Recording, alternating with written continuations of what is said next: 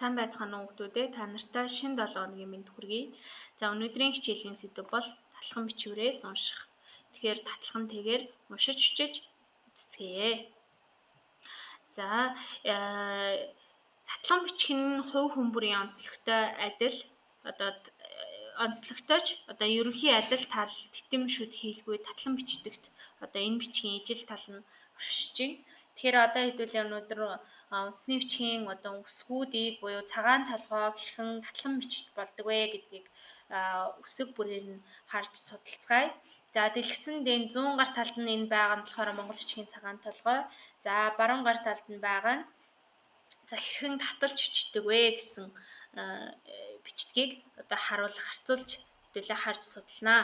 За эхэнд ордог А үсгийг бүхэн хараарай. За нөгөө титэм шүдийг орхихоор титэм шүднээс бүрдсэн А үсэг маань ямар байна уу?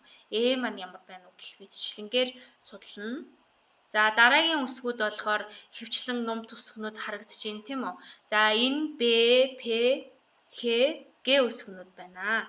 За энэ Г үсгийг ялангуяа тэр үгийн дунд ордог хэлбэрт хараараа хөвчлэн нөгөө титэм шүд ордог үсгүүд бид хэдийг нөгөө яг цагаан толгоон зурлагаасаа нэлээдгүй ялгаатай ингээд таньж мэдэхэд бас бэрхшээлтэй байгаа. Тэгэхээр нэлээдгүй их бичиж үзэх туршлага, уншиж үзсэн туршлагын үндсэн дээр тэр бүхний үр дүн дээр хэдүүлээ татлан бичгийг илүү сайн уншиж бичиж сурна. За дараагийн үсгүүд бол им, ил, ис, иш, тэд үсэг байна. За энэ ялангуяа нөгөө им ил үсэг маань шүд гэсэн үндсэн зурлагнаас бүрддэг. Тэгэхээр татлаж ичгэд ер нь хойно нь бол гардаг нөгөө ивэр гизэг маань л илүү тод үлддэг байх нь. За иш үсгийг хараараа та бүхэн. За иш үсгийг монголчууд ингэж хойно хоёр тусалдаа ингэж нуруугаар ингэж нөгөө татлаж ичгэхдээ ингэж бичиж харагддаг байх нэ. За дараагийн үсгүүд болохоор гадаад үгэнд хвчлээ ордог үсгнүүд. За Ц үсэг, З үсэг, Я үсэг, Ир үсэг, В үсэг, К үсэг байна. За хвчлэн нөгөө эхний үсгүүд маань завчид үсэг буюу шилбэтэй үсгнүүд байна тийм үү?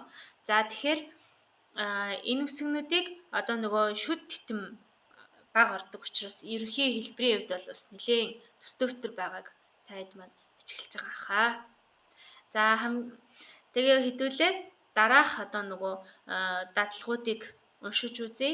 За энэ малчин гэдэг үгийг эхлээд титэм шүдийг хураагаад за дараа нь хамгийн сүүлд ингээд дээшээгээ хурааж таталж ичсэн байна.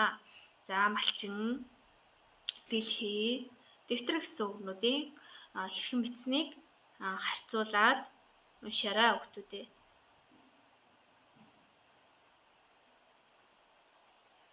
За хэдүүлээ бид бүхний 12 дугаар ангийн сурагчдэр байдаг. Сэтгэл гэдэг үгтэй холбоотой нөгөө хэлцүүдийг